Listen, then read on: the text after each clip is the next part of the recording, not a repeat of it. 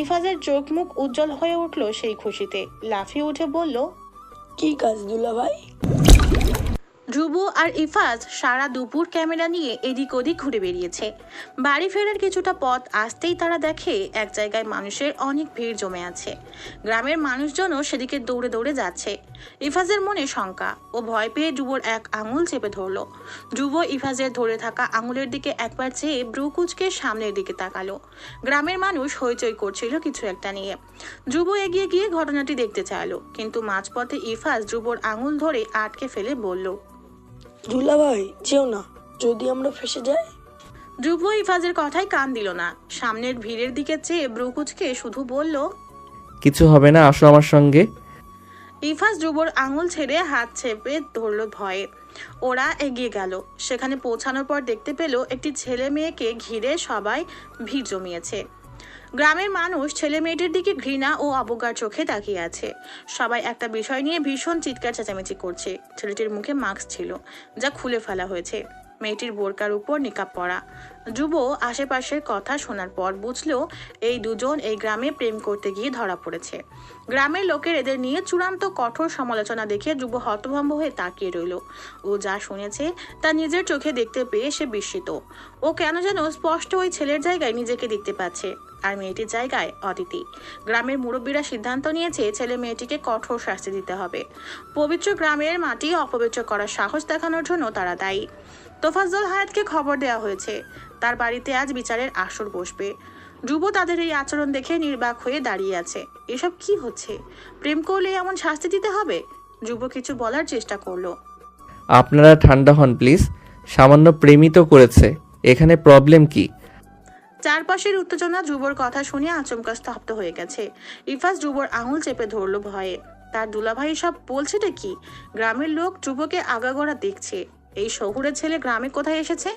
ধ্রুব ওদের বাঁকা চোখে তাকানোতে পাত্তাই দিল না, নিজের মতো করে বলে গেল, আপনাদের মনে হচ্ছে না যে আপনারা বেশি করছেন? ছেলে মেয়ে অ্যাডাল্ট, নিজেদের মর্জি মতো প্রেম করেছে। হোয়াটস রং উইথ দ্যাট? ইফাজের মাথায় পড়ে বাজ ও আশেপাশের লোকের অবাক দৃষ্টি।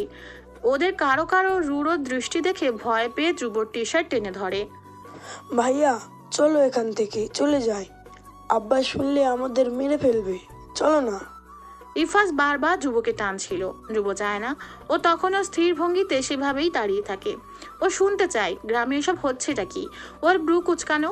এ পর্যায়ে একজন মধ্যবয়স্ক লোক ধ্রুবর কাঁধে ধাক্কা দিয়ে শাসিয়ে ওঠে। এই ছেলে, গ্রামের মুরব্বীদের সিদ্ধান্তের উপরে কথা বলার সাহস হয় কেমনে তোমার? ধ্রুব সেই ধাক্কায় পিছিয়ে যায়। বুকের দিকে একবার চেয়ে পরপর শান্ত চোখে ওই লোকটাকে দেখে শুধু এটুকু বলল, গায়ে হাত দিবেন না। ওই মধ্যবয়স্ক লোক তবুও এগিয়ে যায় ধ্রুবর দিকে। ধ্রুব পেছাতে থাকে। ওর রাগ ধীরে ধীরে বাড়ছে, যে কোনো মুহূর্তে ঘুষি পড়তে পারে। ওই লোক ধ্রুবর বুকে ধাক্কা দিতে দিতে বলল, প্রেমের পক্ষে থাকো, আল্লাহর বিরোধিতা করো, সাহস কম না তোমার? ধ্রুব পেছাতে থাকে। ধ্রুবর আঙুল চেপে ইফাজও পেছায়। এক পর্যায়ে ধ্রুব থামে, আর পেছায় না। ওই লোক এবার চূড়ান্ত খারাপ কথাটা বলে ফেলে, গ্রামের কোনো ছেলেরে পছন্দ হয়েছে? নিজের রাস্তায় ক্লিয়ার করতেছোস নাকি? ব্যাস, ধ্রুবর রাগ এবার তুঙ্গে উঠে যায়। ও রক্ত লাল চোখে চেয়ে হাত উঁচিয়ে ঘুষি বসাতে উদ্যত হলো। ইফাজ ভয়ে ধ্রুবর আঙুল ছেড়ে দু হাতে চোখ চেপে ধরলো। তবে ধ্রুবকে আটকে দিল অন্য একজন বৃদ্ধ। ধ্রুবর হাত চেপে ধরতে ধ্রুব চেঁচিয়ে উঠল, ছাড়ুন আমাকে। ব্যাডার কত বড় সাহস, কাকে নিয়ে কি বলছে? আমি ধ্রুব থমকে উঠে থেমে গেল হঠাৎ। কি বলতে যাচ্ছিল ও? ধ্রুব ঠান্ডা হয়ে যায় একদম। হাত নামিয়ে গায়ে টি শার্টের ময়লা ঝাড়তে ঝাড়তে ব্রু কুচকে সামনে থাকা লোকটার দিকে চায়। মধ্যবয়স্ক ওই লোকটার চোখে উপহাসের হাসি। ধ্রুব চোখ উল্টে ফেলে। হতাশ নিজেকে সামলাচ্ছে ও অদিতির জন্যে, অথচ এরা ওকে ভালো থাকতেই দিচ্ছে না। এসবের পর ইফাজ ধ্রুবকে টেনে নিতে লাগলো বাড়ির দিকে।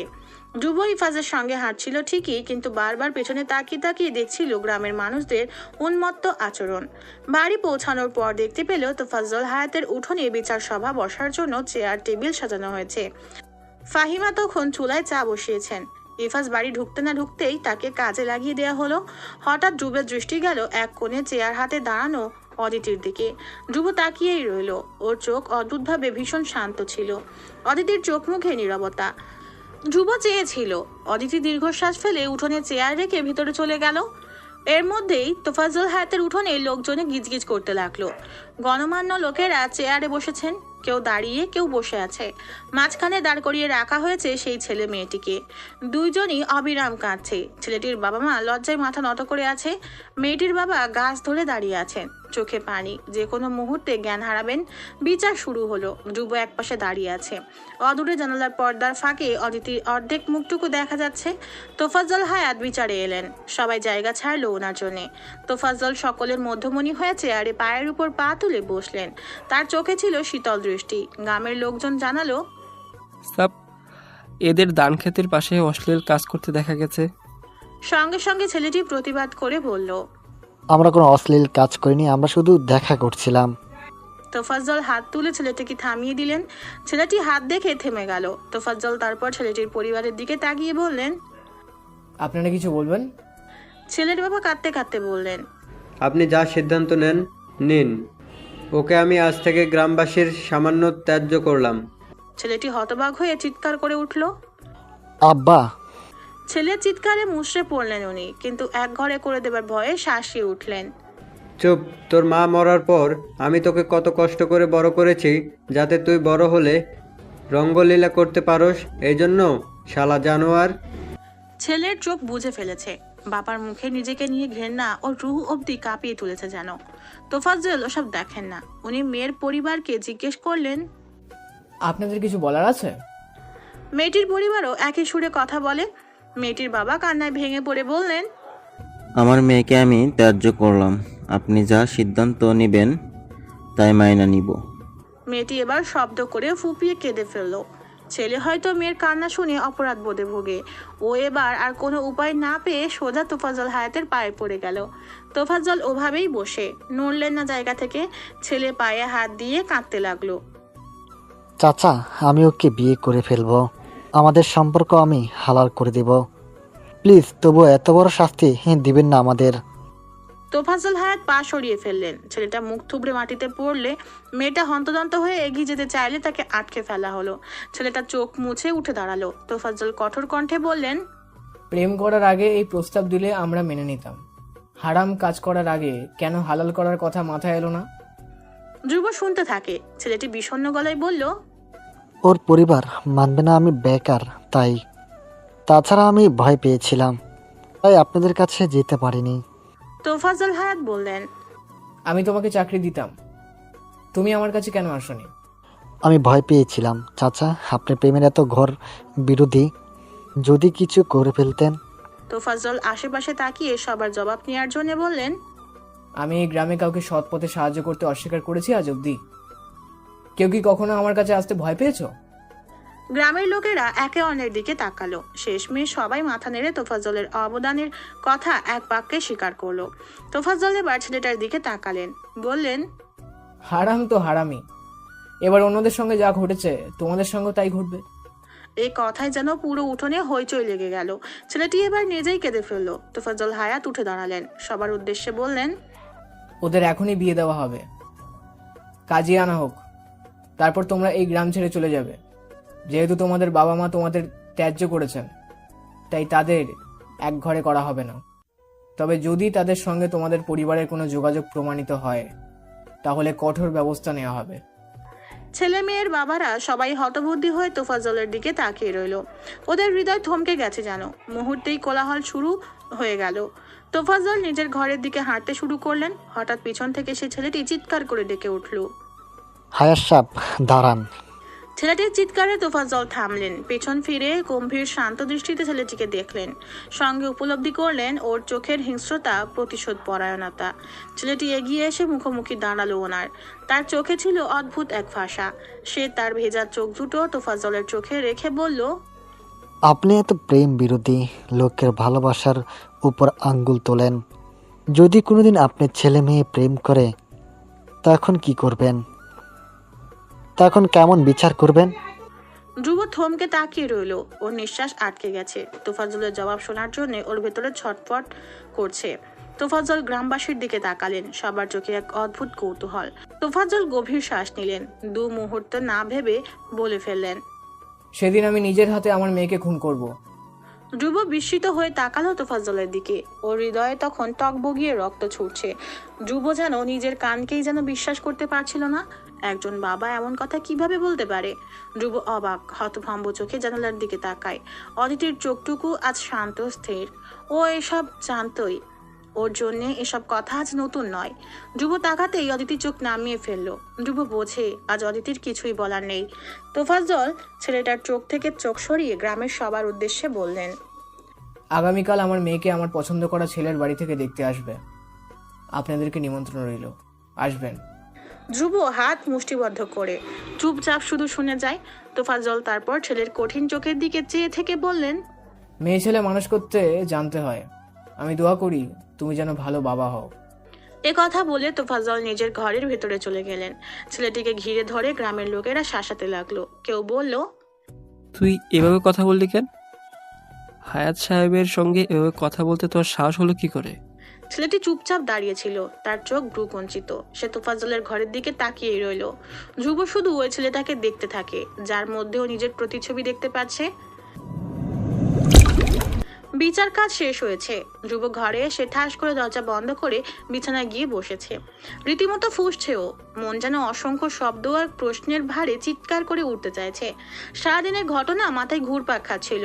গ্রামবাসীর হিংস্র চাহনি, ছেলেটার অসহায় আকুতি, আর তোফাজ্জল হায়াতের কাঠিন্য, সবকিছু যেন ওর বুকের ভিতর একটা ভারী পাথরের মতো চেপে বসেছে। ধ্রুব সবকিছু অসহ্য লাগছে। ও জুতো পায়েই বিছানায় লম্বালম্বি শুয়ে পড়লো। সারা রাত চোখের পাতা এক মুহূর্তের জন্য বন্ধ হচ্ছিল না। বারবার বারবার মনে পড়ছিল ছেলেটার শেষ প্রশ্ন, যদি আপনার মেয়ে প্রেম করে সেদিন কি করবেন? আর তোফাজ্জল হায়াতের সেই জবাব, নিজের হাতে খুন করব।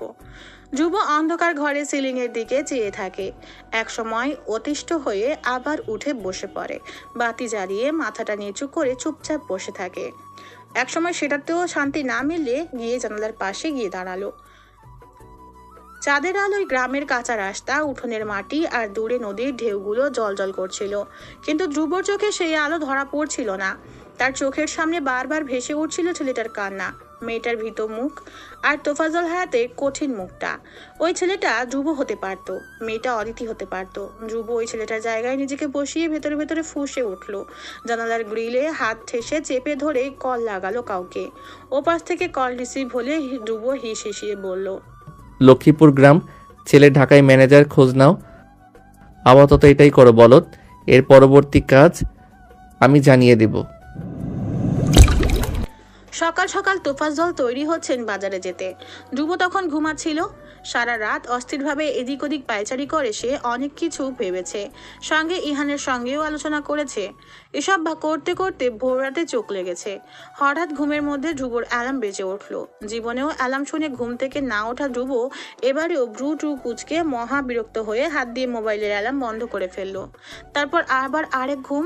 হঠাৎ করে ফ্যানটাও বন্ধ হয়ে গেল। গরমে ধ্রুব অসহ্যভাবে চোখ খুলে ফেললো। বুঝলো কারেন্ট চলে গেছে। রেগে মেগে এলোমেলোভাবে হেলে দুলে চোখ ঘষতে ঘষতে ধ্রুব ঘুম থেকে উঠে বসলো। চোখ উল্টে সিলিং ফ্যানের দিকে চেয়ে গালি দিয়ে বসলো। ধ্রুব ফোন হাতে নিল। ফোনের টাইম দেখতেই তার চোখ কপালে উঠলো। Shit shit. ও দ্রুত বিছানা থেকে উঠে উদম গায়ে শার্ট খুঁজতে লাগলো। আজ তাকে পরিকল্পনা মাফিক কাজ করতে হবে। ধ্রুব দৌড়ে ড্রয়ারে শার্ট খুঁজছে আর অপর হাতে ঘড়ি কবজিতে লাগাচ্ছে। আজ তার পুরো দিন অভিনয় করতে হবে। বকাটে উগ্র ধ্রুব থেকে হতে হবে ডিসেন্ট, শান্ত, ইনোসেন্ট ধ্রুব। এসব মাথায় আগে কখনো আসেনি। গতকাল ইহান একটা বুদ্ধি দিয়েছে। ধ্রুব ফলো করতে চায়নি, কিন্তু ইহান বলেছে জোর দিয়ে এটা করা জরুরি। প্ল্যানের অর্ধেক এটা, তাই না চাইলেও এসব করতে রাজি হয়েছে ধ্রুব। আপাতত ধ্রুবর কাছে অপশনাল প্ল্যান নেই, তাই এটাই শেষ ভরসা। রেডি হয়ে ভাঙা আয়নার সামনে দাঁড়ালো ধ্রুব। নিজেকে ঘুরে ঘুরে দেখে। হঠাৎ ঠোঁট উল্টে নিজেই নিজের কাঁধে ছাপ্পড় দিয়ে বলল, গুড জব ধ্রুব ইয়ামিন। তারপর চুল ঠিক করে বেরিয়ে এলো মেহমানদের ঘর থেকে।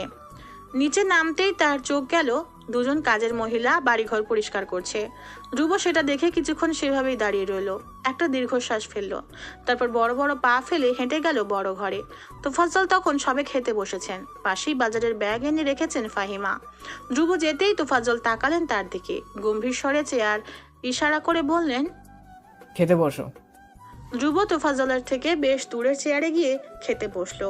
তোফাজ্জল খেতে খেতে ফাহিমাকে জিজ্ঞেস করলেন, ইফাজ কোথায়? ফাহিমা তোফাজ্জলের পাতে আটার রুটি তুলে দিতে দিতে উত্তর দিলেন, ঘুমোচ্ছে।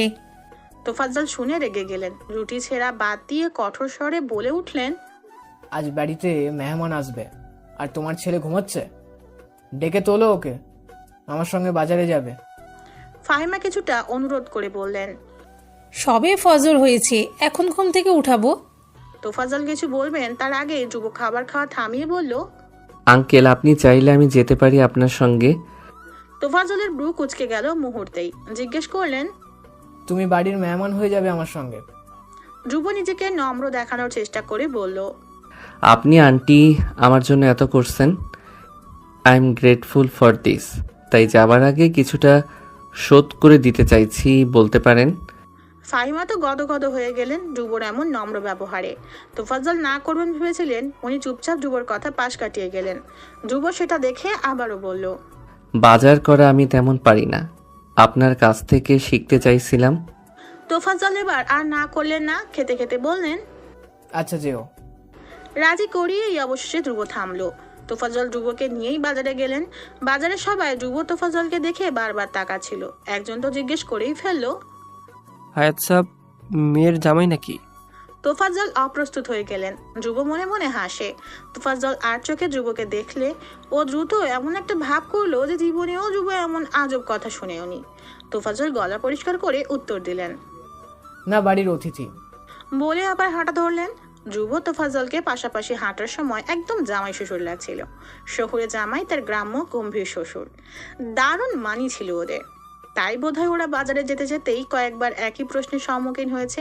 ধ্রুব তো এতে ভীষণ মজা নিচ্ছে, অথচ মুখ করে রেখেছে চূড়ান্ত গম্ভীর নিষ্পাপ।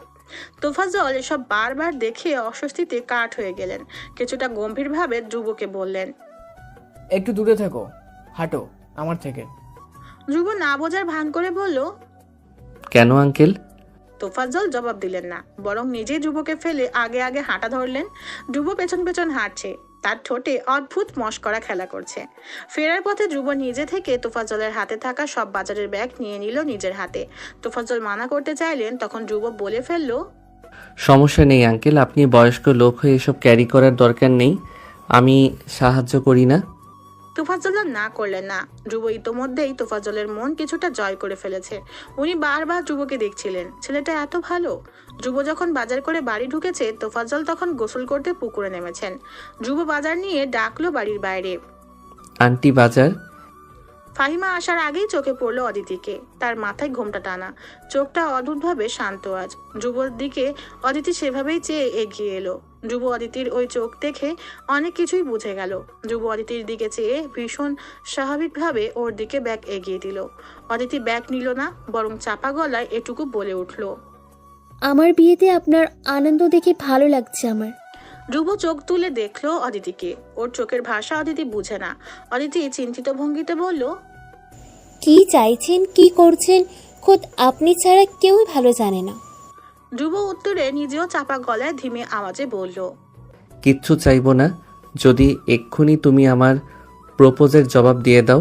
সময় আছে এখন অদিতি, আমার এসব কিছু করার দরকারই ছিল না। তুমি আমাকে ঘোরাচ্ছ নিজের পেছনে, আর আমি ধ্রুব ঘুরছিও। আল্লাহ। অদিতি কিছু বলবে তার আগেই ফাহিমা আঁচলে তখন হাত মুছতে মুছতে উঠোনে এলেন। ফাহিমাকে দেখে অদিতি দ্রুত বাজারের ব্যাগ ধ্রুবর হাত থেকে নিয়ে ঘরে ঢুকে গেল। ধ্রুব ফাহিমাকে দেখিয়ে দেখিয়ে কপালের ঘাম মুছল। ফাহিমা সেটা দেখে বললেন, বাবা বিশ্রাম নাও ঘরে গিয়ে, অনেক করেছো তুমি। ধ্রুব নম্রভাবে হাসলো, উত্তর দিল, নো প্রবলেম আন্টি। ফাহিমা ধ্রুবর এমন দায়িত্ববোধ দেখে হঠাৎ ভেবে বললেন, বিয়ে করেছো তুমি? ধ্রুব বুঝলো প্ল্যান লাইন মতোই আছে। ও লাজুক গলায় মাথার পেছনটা চুলকে নত মুখে উত্তর দিল, মন মতো পাত্রী পাইনি আন্টি, পেলে করে ফেলার ইচ্ছে আছে। ফাহিমা এবার মশকরা করে বললেন, খুঁজে দিই আমরা তোমার জন্য পাত্রী। এই গ্রামে অনেক ভালো মেয়ে আছে কিন্তু ধ্রুব। ধ্রুব লাজুক ভাব ফুটিয়ে তোলার চেষ্টা করে উত্তর দিল, আপনারা যা ভালো মনে করেন। ফাহিমা ধ্রুবর অভিনয়ের লজ্জা দেখে হেসে ফেললেন। ধ্রুব পাশ কাটিয়ে দ্রুত ঘরে চলে গেল। রুমে গিয়েই কল লাগালো ইহানকে। ও পাশে ইহান কল ধরলে ধ্রুব দিয়ে ওঠে রাম ধমক, শালা কি বুদ্ধি দিছ সেগুলা? অ্যাক্টিং অনেক লেম হয়ে যাচ্ছে ইহান। আমি পারবো না এসব, অন্য আইডিয়া দে। ইহান তখন খাচ্ছিল, ও খাবারের লোকমা হাতে তুলে আবার ফেলে দিল। মুহূর্তে দ্রুত বলে উঠল,